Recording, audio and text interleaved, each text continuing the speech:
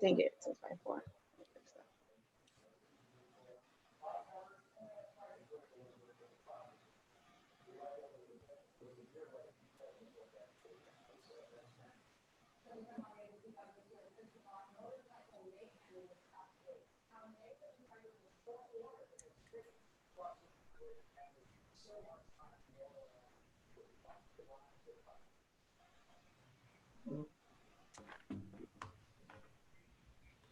Okay.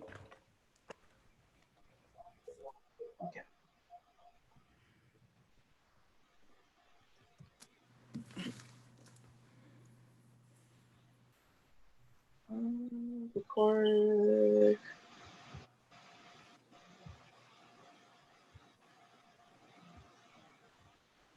All right, we're going to, it's now being live.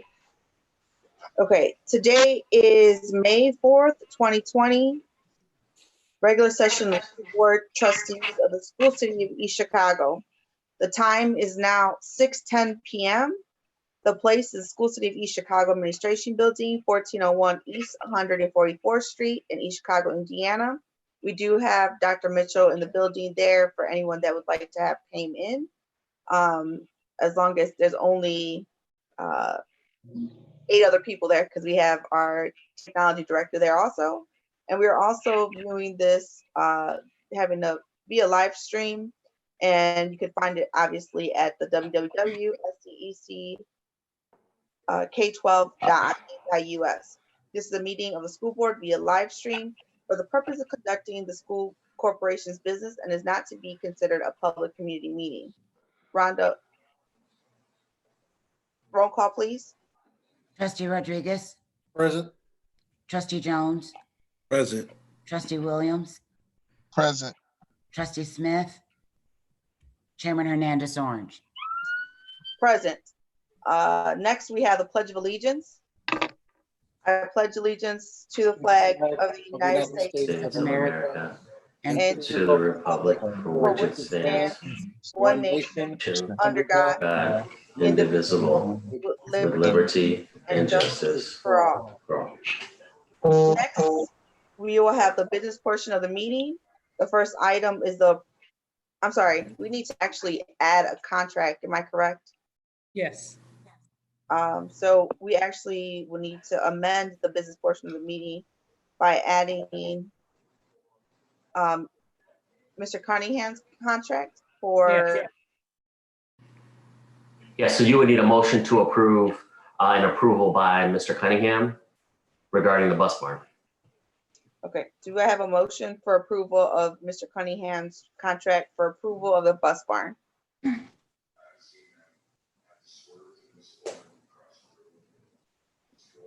Do I have a motion of approval to add this to the agenda? Are we making a motion to add to the agenda? Yes, yeah, Correct. just to add to the agenda. Okay, so yeah, I make a motion to add to the agenda. Trustee Rodriguez makes a motion to add this to the agenda. I'll second the motion. Any questions? Rhonda, roll call, please.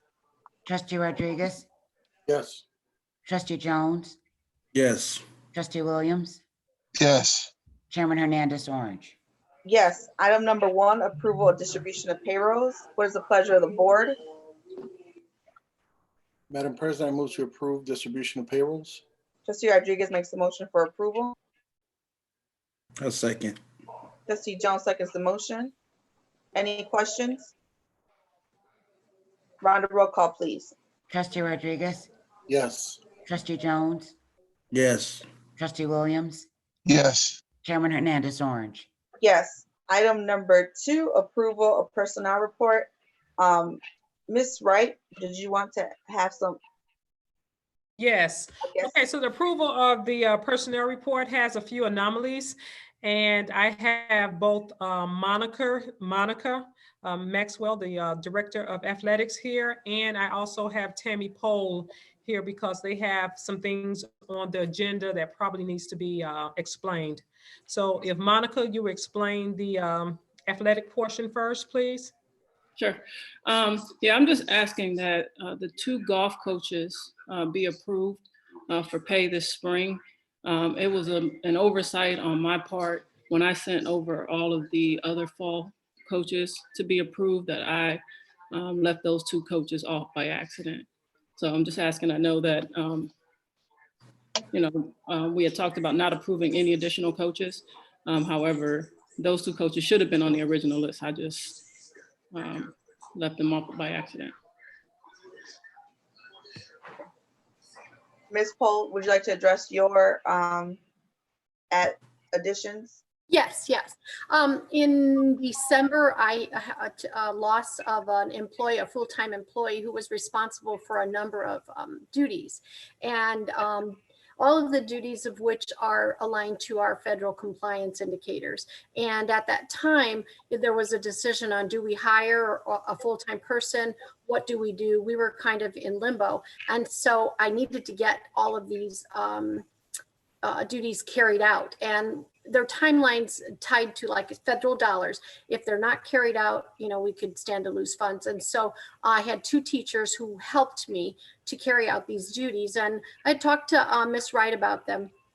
And of course, like I said, it was whether or not we hire a full-time position, how do we go about this position? And at the time, what I decided to do was ask if I could just have somebody at least with a stipend to carry these out. So these 2 individuals helped me to carry out the duties. Meanwhile, I had overlooked putting it on the docket. And so that's why I'm asking for it to go, first of all, it had to be posted, and then bringing it to the docket, and I forgot to put it on the docket. So, but these individuals have carried them out, that we met all timelines. They have been very, very helpful. The principals were very pleased with a lot of the duties, extra duties they took on, and all after school, none of it which is during the day. And so, and to go along with that, I'm posting, for extra duties even next year. So that'll be coming again across your desks. Okay, what is the pleasure of the board?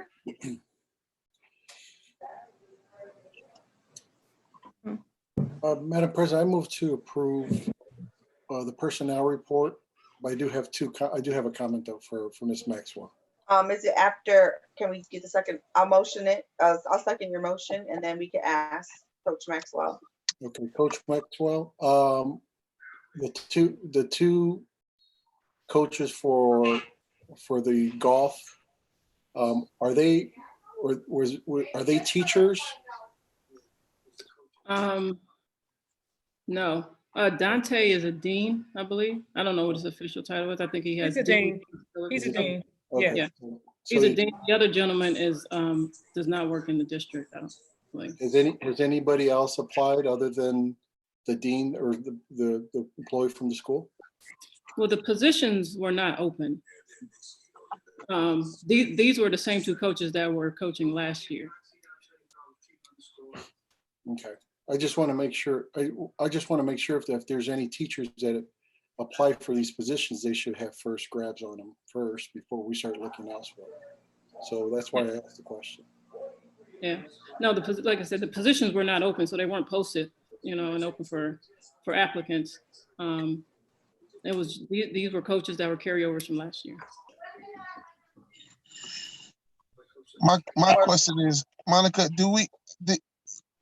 you said for spring sports? Right.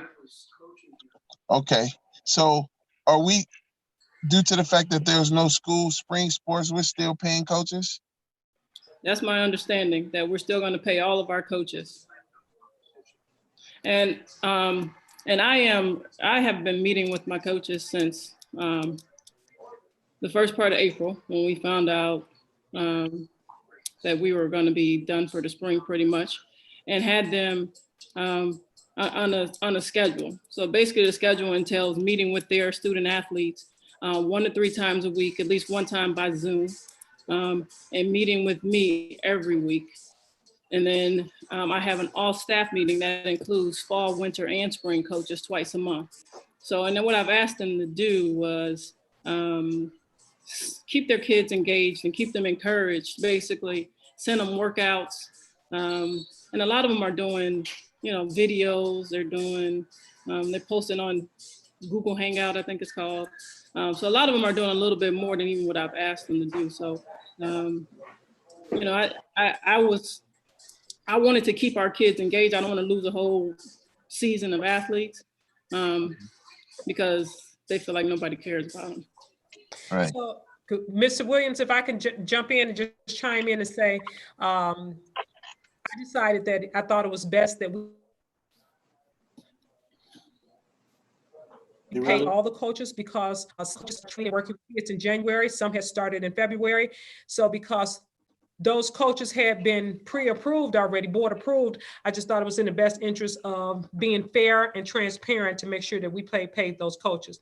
I also talked to other superintendents in other areas, and they were doing the same thing. So we just didn't want to pay. That was going to be my next question to Monica. What are other athletic departments doing throughout the state of Indiana in regards to spring sports being canceled? How was they dealing with the same situation? Yeah, I'm on an AD call every Monday morning with every AD in the state of Indiana, and there's not one district in the state of Indiana that's not paying their coaches. Okay. Now, I've heard of one across the country, but in the state of Indiana, everyone's paying their spring coaches, and that's primarily consistent throughout the country. And then just to add to that, Leela, and just to make sure, well, just to state the fact that the budget already has that money's already included for this year's budget. So just like we did with the teachers, their monies were already there. Same thing with the lay people in our school. Same thing with coaches. That money that was already budgeted for the year, we've already received it. Correct? Talking to me, sorry, I just got Dennis. Oh, sorry. No problem. Yeah, that stipend was already in with the teacher's contract and everything. So that money is already accounted for. Perfect. Any other questions? Round of roll call, please. Trustee Rodriguez, Yes. Trustee Jones, Yes. Trustee Williams, Yes. Chairman Hernandez Orange. Yes. Item number 3, approval of bus replacement recommendation. What is the pleasure of the board?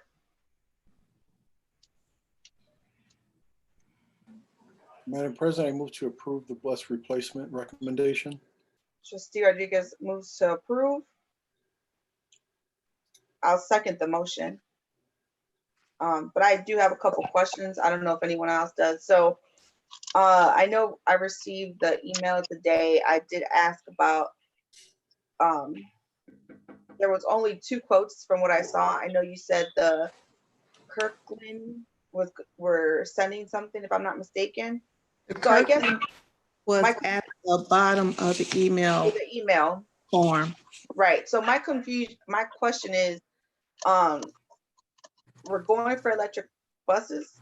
Because is that what we're going for? The electrical buses? No, the electrical bus was the 3rd quote. Okay. Remember a board member talking about, let's try to quote out the electrical after a conference. So I got the electrical buses as a 3rd quote on it.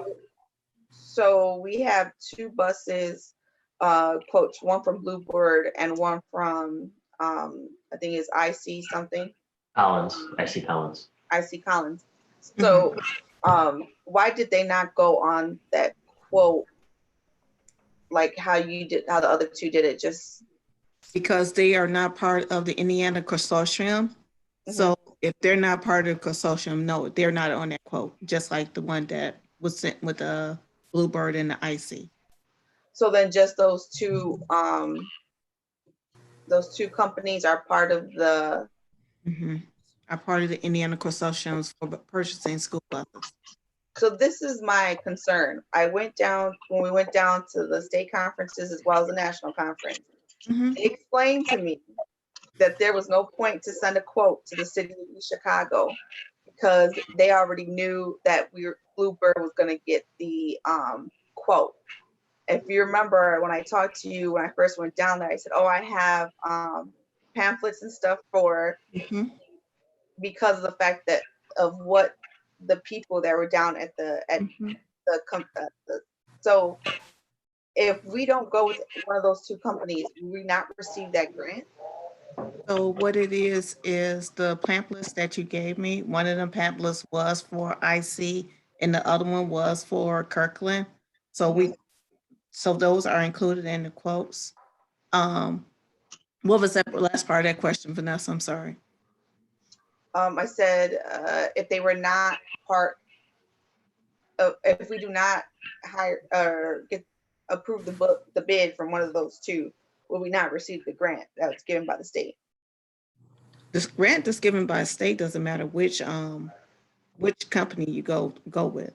The grant that's given by the state is to cover the portion of the cost of the buses. You So don't then, Bluebird, IC, or any.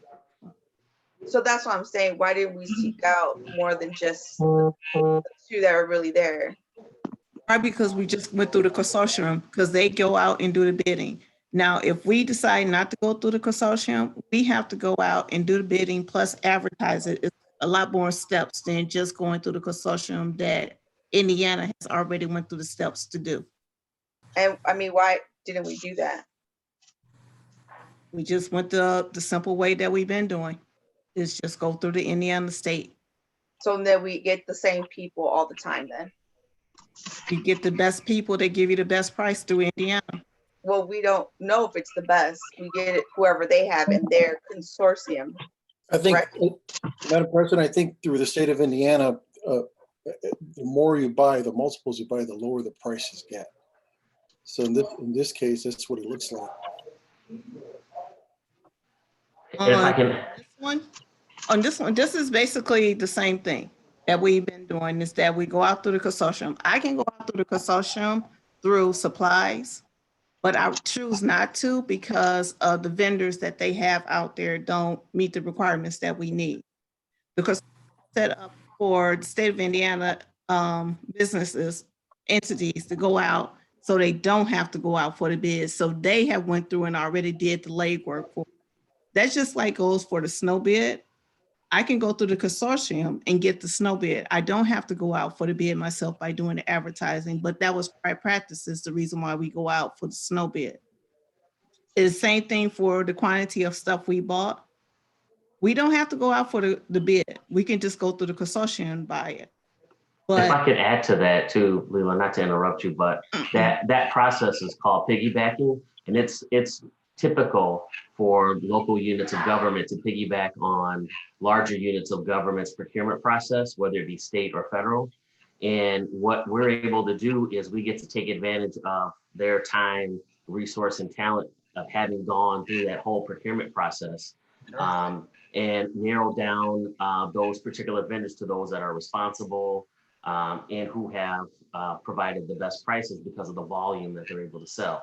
Doesn't mean you have to do that, but that's the reason local governments will choose to use that piggybacking process, because it's proven to be beneficial. I mean, which I understand, and I understand where it's coming from, but again, I just think that we're missing because of the comments from the couple of bus barns that were there. Obviously, we're missing everyone who's there, and who knows if the price is different, because they specifically said that, or a couple of them said they don't even put in a bid for they don't put in the bid for anything for East Chicago. One, because they don't see it. Two, because it makes no sense. They already know we're going to go with Bluebird. well, that's just basically they're going with the state choice. Now, if we want to go out to outside companies, yes, they would have to do the advertisement and go out that way. Now, that would be the bus transportation director to do all that. So basically, this is where a procurement, person would come in, right, Joel? That's correct. Yeah, where they would manage the procurement process. It's not a problem. You can go out, and do that, but it is a lot easier to go the consortium route. And sometimes that's the best choice. Sometimes there are other reasons you don't want to do that. You do want to open it up for whatever reason. So I'm not suggesting that there's only one right way to do it, but that's the common reason that people go through a consortium, is because it's more efficient. That's really the main reason for the efficiency. Yeah, I believe so too. I mean, I think, and I agree with Jewel, because the fact that, they've done the legwork, they know what type of parameters that these buses need in terms of safety precautions and things like that. If we decide to go outside the box or decide to go our own route, then we're basically not using that resource that the state's already allowed it. And to some degree, you're reinventing the wheel of your developing your own procurement process for a product or service that someone has already done that. So it's just a matter of preference, really. But the only concern I would have about going a different route and starting our own procurement process in-house for this is that we don't really have that infrastructure in place to do that. There's not someone that's dedicated to doing that. So, but Yeah, I That understand. position, that would be someone that has to go by the State Board of Accounts. We can't just make our own procurement plan in-house.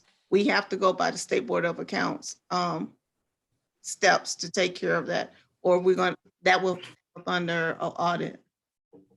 No, I mean, which I understand, but when we've discussed about having someone to basically do procurement for the schools, so they could actually do it for multiple, I mean, it's just been a discussion in regards to that, because we want to be able to save some money somehow or somewhere. So that's why we discussed hiring somebody for procurement. But again, it was all talks.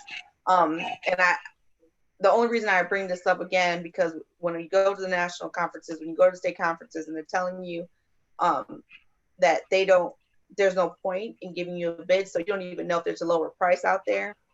You don't even know if there's a better product, because if they're not in the process, then you don't know. So, I mean, that's why I don't feel comfortable with this, but I mean, that's not me. So, any other questions? Roll call, please. Trustee Rodriguez, Yes. Trustee Jones, Yes. Trustee Williams, Yes. Chairman Hernandez Orange. No. Item number 4, approval of request to use Central High School's parking lot. Yes, the city of East Chicago and the mayor of East Chicago is conducting coronavirus tests in East Chicago, and they're requesting the use of Central's parking lot in order to conduct those tests. Also, the health workers will use the bathrooms, so we will have door in open for the health workers to go in and use the bathroom and to store their belongings. This will take place today and tomorrow from 9 a.m. until 6 p.m. What is the pleasure of the board?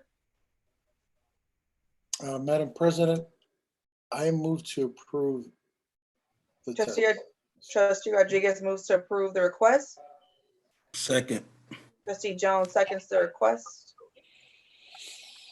Any questions? I do have one question. Ms. Wright? Yes.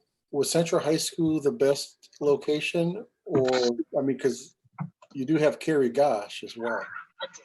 And I know that the EPA has been using that facility as well. So I don't know if that would play a better role, but it's. Well, the Mayor Anthony Copeland requested Central, so we didn't even discuss other buildings. The request was Central because of the location coming off of Indianapolis Boulevard, and so that was the request. And also to tie on to that, I know that they're having the food drive also. Right.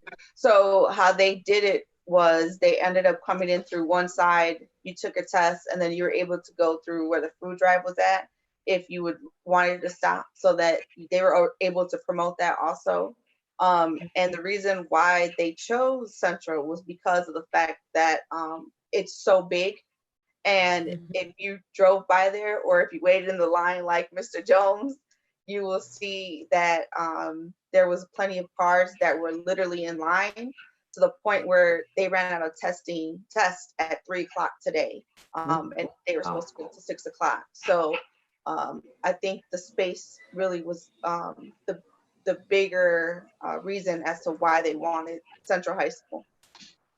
So last Tuesday, I believe it was, I met with the mayor and the health department team, and we kind of mapped out how the flow would go, and it seemed to work well. So they requested Central, and that's why I'm asking for permission for Central. Any other questions? Rhonda, roll call, please. Trustee Rodriguez, Yes. Trustee Jones, Yes. Trustee Williams, Yes. Chairman Hernandez Orange. Yes. Now we will have the superintendent's remarks. Oh, I'm sorry. No, Nope. I'm missing one. I'm sorry. Next would be adding on Mr. Cunningham's contract for approval of the bus barn. Ms. Simmons or Mr. Harris, would you like to address that? I can start with a quick overview. Okay. We also asked that Dr. Mitchell appear for the meeting. He's been a point of contact to work with Mr. Cunningham on this.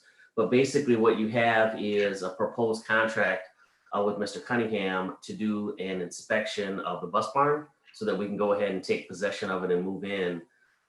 There were some concerns that we've discussed over the last several meetings about Core Construction and their oversight of that project and the work done by Golf Construction, in particular issues involving the flooring and issues involving the roofing. But there are some just general issues too that we want to make sure while we're inspecting and checking the flooring and the roofing, checking the overall quality of the work and whether or not we got everything that was included in the contract.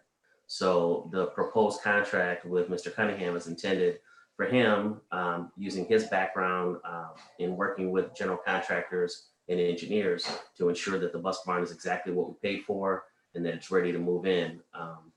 Not to steal Dr. Mitchell's thunder, but the bit of good news that we did get this week in conference calls with Mr. Cunningham is that his work in doing any inspections won't prevent us from moving in and taking possession of the bus barn. So we can go forward with that. So that's good. But Dr. Mitchell, if you could kind of explain some of your conversations with Mr. Cunningham. Yeah, basically, you know, the reason for the closeout is really to bring a large capital project under, to make sure that the controls and monitors were taking place in terms of the project management piece of it. We know that that there was some deficiencies that were in that process, and we just want to make sure that we're meeting all insurance and compliance before we take full possession of that. If it's not taken care of in a closeout portion of it, then it can lead, by not addressing those issues, it can lead to substantial litigation going down the road. So what Mr. Cunningham has agreed to do as part of his closeout is to actually prepare to close out, and Jewel can attest to this, to prepare to close out as if we were filing a claim against the actual general contractor or whatever. And what that essentially does is that if there's any deficiencies or something that didn't align with the actual contract that was approved and that work they were supposed to do in terms of scope of work, that those things are things that we can be compensated for, if I'm not mistaken, Mr. Harris.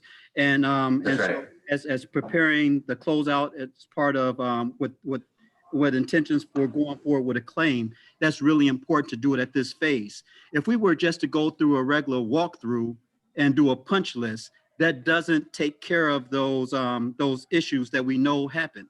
We know that a roof can be compromised, but if the roof is compromised in more than one place, then you have an issue where the roof can actually collapse or you cause more damage. Or we know that in terms of the flooring, that the way that the building schemata that we have, the plans that we have, that there was different types of pours done in that building. And we're talking about the PSI, the strength of the concrete. And it, from the initial, I'm going to say, observations of it, there are some things that Core even admitted to that they didn't do that's causing some of the issues that we currently are experiencing visually. Now, that doesn't mean that the floor is going to cave in, but that does mean that There are some things that in terms of cosmetics that are not on par with what you would expect for such a large investment in a capital project. Also, we know that that the type of flooring support structure and the flooring changed. They changed from rebar to a mesh. A mesh is a newer technology, and in order to even know whether the mesh was applied appropriately, he's going to have to bring in engineers to do borings to actually test that strength to see if the mesh was done right. He said that from the experience that he has working with golf, that they have, and the work that they've done for the city and other things that he's expected, that that they haven't done all the work to satisfactorily, and that that he has received claims that were paid back out to the folk that he represented, dealing with those two construction bodies that we're currently dealing with ourselves, that is Core and Golf Construction. If you have any questions, I can answer them to the best of my ability, but for the most part, I think that kind of is a synopsis. So if I could add to that just before there's any questions. So we had a long conversation, Ms. Simmons and Dr. Mitchell and myself and Mr. Cunningham, about his process going forward, that if the board were to approve his agreement, that that he would be able to get in there, perform all the inspections pursuant to the punch list that I believe was emailed and distributed to everyone. That punch list ties back to any contractual deficiencies that exist, so that it makes it easier later. If we're going to have an argument with them about what they did or did not do properly, it's specific that they did not comply with paragraph X, subparagraph Y. You know, we know exactly where they went wrong. So that's the benefit of doing that. But Ms. Simmons, I know you were pleased with the fact that there would be some savings in terms of our ability to move in quickly. Is that right? That's correct. After talking to Mr. Cunningham, he said that we can prepare to move in and that they will work to the around us moving in. So my my thing is that I'm getting with the bus department and facilities on a plan to start moving in within the next couple of weeks. In fact, I talked to Robert today, and I'm also reiterating the same thing that Leela's stating, that we want our buses in the bus barn and possibly some trial runs, definitely before school starts or whenever school starts. So absolutely. Okay, what is the pleasure of the board? Can we ask, I have a question before we. We have to put a motion in before we ask the questions. Okay. So what is the pleasure of the board?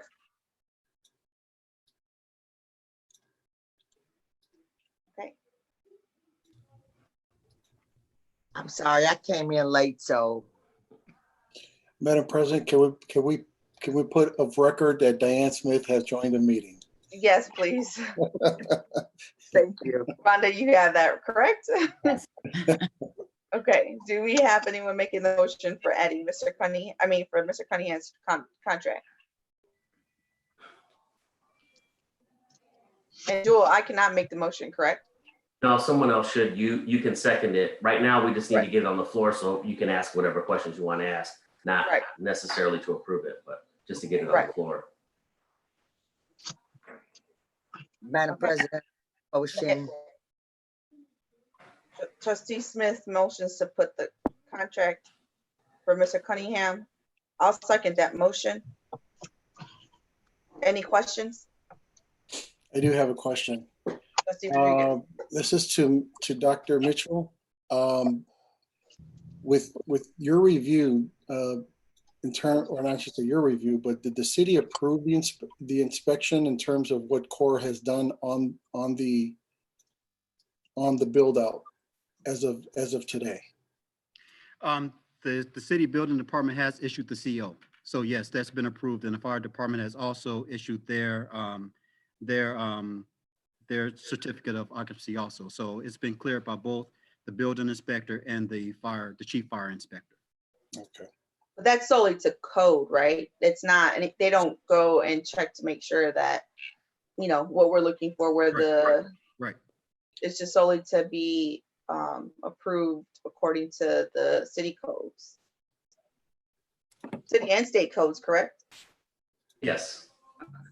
Yeah, so to my understanding, Dr. Mitchell, is that everything that was done on the structure has been signed off by both the state as well as the engineers of the city of East Chicago in the planning department Yes, per zone. yes.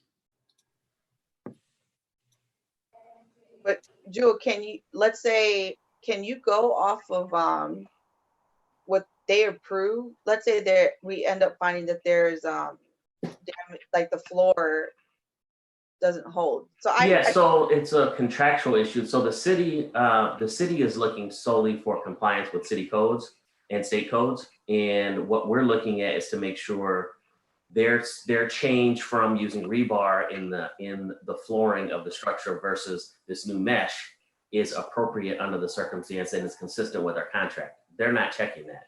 They're not reconciling what you physically see in terms of the bus barn with the terms of the contract. They don't do that. If you want that level of assurance, you have to do exactly what we're doing now, and that's have a contractor go out, double check behind your general contractor who you've had some issues with these change orders. And that was the whole reason why this level of concern came about, is because Core raised some eyebrows with the number of change orders and issues we had, like roof leaks and cracks in the floor. So the idea came up, well, let's have it double checked by someone who knows what they're looking at. And that's how Dr. Cunningham came into the picture. It started with just some assistance with a sewer issue that the city was working on. There was a common issue with the bus barn, and it developed into a conversation we had about hiring someone who can help us as a construction manager on a full-time basis, or contracting with someone who can be a construction manager for us. But at least for this project, we need someone to at least help us with just one particular project. And that's kind of how we went down this path of talking with Mr. Cunningham. He gave us the proposal, and now it's here for your review and approval. Okay. I have a question with the I know we discussed at the work session that some of the items are not going to be, I guess, reviewed because they're outside contractors. That's gonna still stay the same, or so we had that everything. We did have that conversation with Mr. Cunningham and just between Dr. Mitchell and Ms. Simmons and myself. And there are a couple of items that are on there that are outside of the scope of the project, but are still involved in the project. So let me correct that. They're outside of the scope of the work that Core managed, but they're not outside of the scope of the project itself. So that's why they were in there first. So that's why they're in there, because they still do relate to the bus barn. And while he's there inspecting everything else, it doesn't cost that much more to have him inspect all the features of the building to make sure they're working properly. So those are quick reviews. There hasn't been anything that we notice as a problem with it. So I don't think that's a very quick review, and it's not a large portion of the proposal that he submitted. The lion's share of the money that would be budgeted for his review is for the flooring and the roof inspections. And those outside engineers that would have to come in to do that. That's how the amount got to where it is now. And Mr. Harris, did we minimize some of the areas? Because I know that the list that I seen was basically a general list of all the parameters of what he's going to be inspecting. Did we decide to kind of curve those areas so that we can get a better cost? So we talked about that a little bit, and Ms. Simmons can elaborate a little bit because she's familiar with the figures, but we talked about it. And when we did kind of cut some of those items off the list that are not part of what Core was responsible for, it's not a significant list and wouldn't result in that significant of a savings. And the thought was there's more value in having him look at some of those things versus shaving what might be a relatively small amount of money off the cost. And he assured us that he's able to perform his work around us so that we can start saving money by getting into that the new bus barn and not paying lease payments for an alternative facility. But Ms. Simmons, I don't know if you want to add anything to that. Yeah, so we did discuss the bringing down of the cap amount that we had, and I basically stress to him that I don't want to reach the cap amount. And before we get to that cap amount, that he has to come back and talk to me before he even reached that cap amount with his invoices. So at any time that he feels like he's going to reach that cap amount, he has to talk to me before he can actually contract that invoice out to be taken care of. Any other questions? Okay, run a roll call, please. Trustee Rodriguez, Yes. Trustee Jones, Yes. Trustee Williams, I'm abstaining. Trustee Smith, Yes. Chairman Hernandez Orange. Yes. The next item that we have is the superintendent remarks. Yes, this is the announcement is for parents. We're asking that you visit our district website and your child's school website daily. Information is updated as needed. Also, when information becomes available and is very important, we'll make sure that we update the website. So please make sure you visit our websites daily.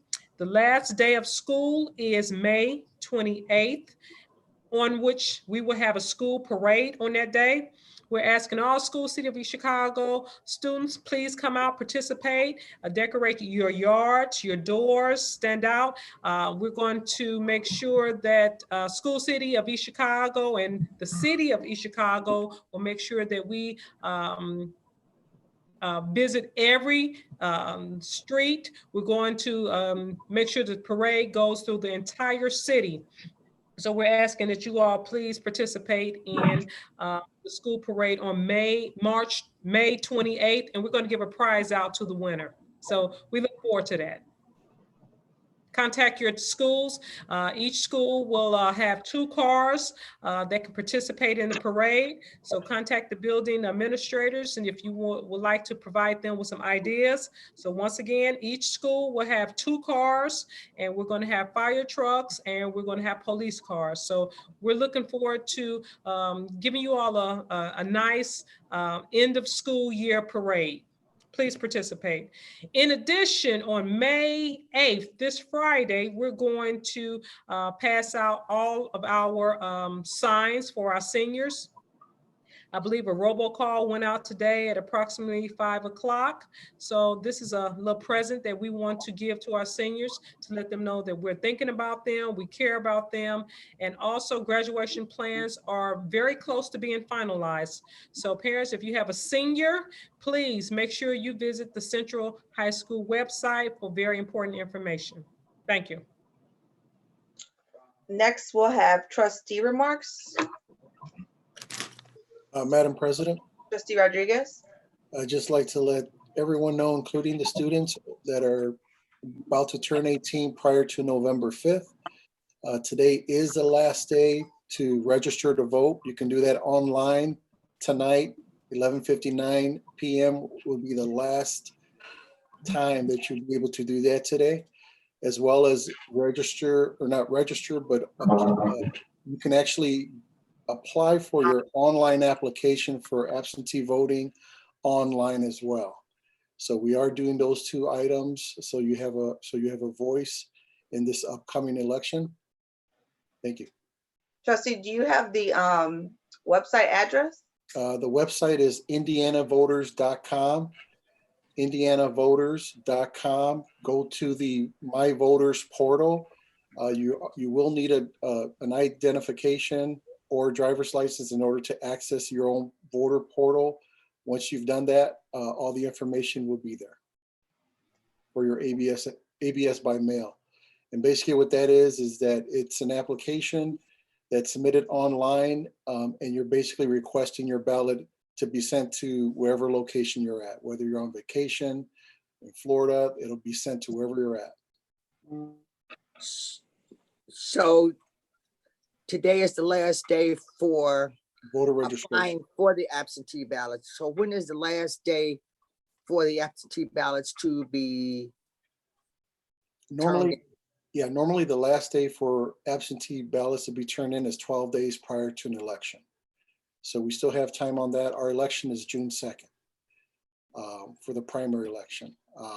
We will have early voting as well at our locations, including on Main Street, and that opens on May 26th.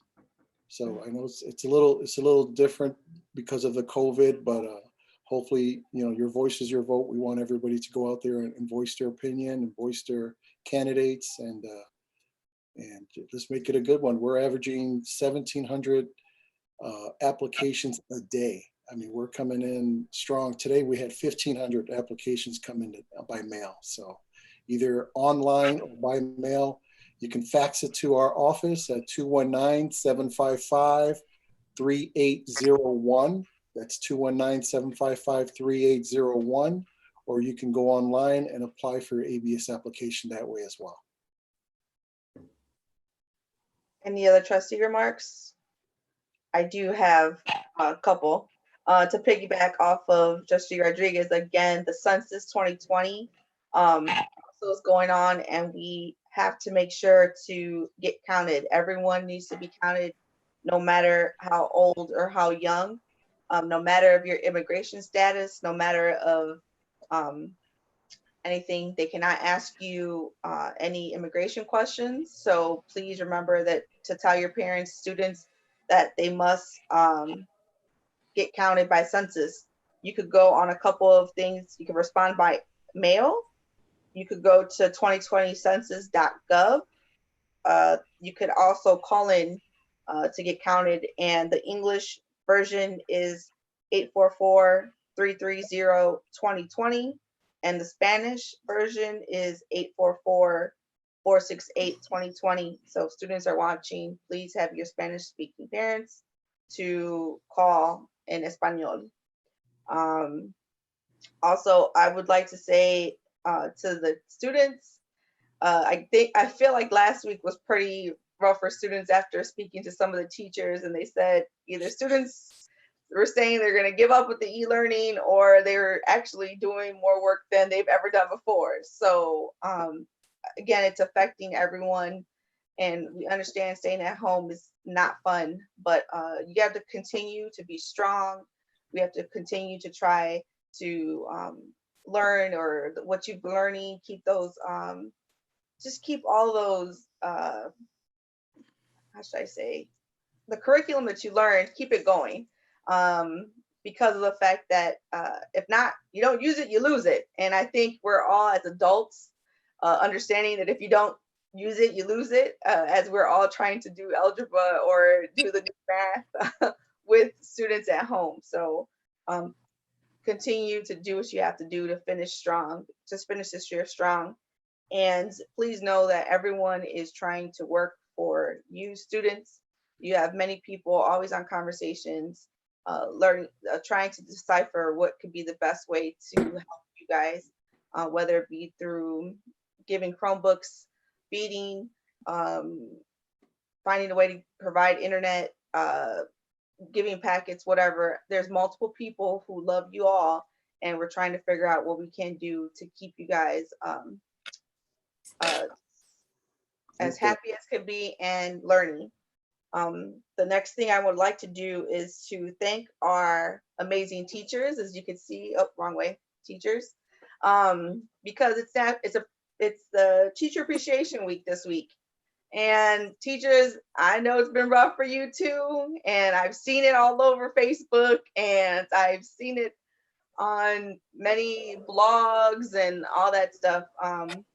It's a different way of teaching, and you all love to connect with our students, and that's half the reason, or actually the whole reason, the connection why you became teachers. And while we cannot be in schools together, please know that when teachers hear your voices, or teachers or the students see you on Zoom, our students get happy, or they know that you're still thinking about them.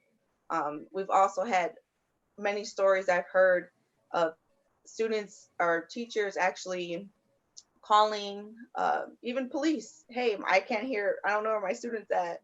They haven't called us. That's because you care, and I cannot thank you enough for caring for our students of East Chicago. If you don't hear it every day, please know that you're appreciated. I'm speaking on behalf of the school board. I'm speaking on behalf of me as a parent. You're extremely appreciated, and I cannot thank you enough. And that's it for me. So I do want to make the note too, if you do have public comment and you're watching this on YouTube, or please send your comments or your questions or comments to Rhonda, our secretary, and her email is rcast, C-A-S-T, @ecps.org. You can also find it on our website, I'm sure, or you could email one of us as a board members, and we could get that that question or concern to all of the board members as well as superintendent. So if there's anything during this meeting, we right now cannot see the comments as they're coming up. So again, that's why we need you to email Rhonda or one of the board members. And next, we will have the date and time of our next meeting, which will be on May 20th, and that will be at 6 p.m. I think a discussion would have to be whether or not we're doing this via Zoom or in person. So we will just check our website so you could be aware. And next, can I have a roll call for adjournment? I'm sorry, I would need a motion for a roll call for adjournment. Make a motion to adjourn. Trustee Rodriguez makes the motion for adjournment. Second. Trustee Smith seconds the motion. Round of roll call, please. Trustee Rodriguez, Yes. Trustee Jones, Yes. Trustee Williams, Trustee Williams. Trustee, yes, Yes. Trustee Smith, Yes. Chairman Hernandez Orange. Yes. All right. Thank you very much. Good night, everyone. Good night. Good night. Good night. Good night. Good night.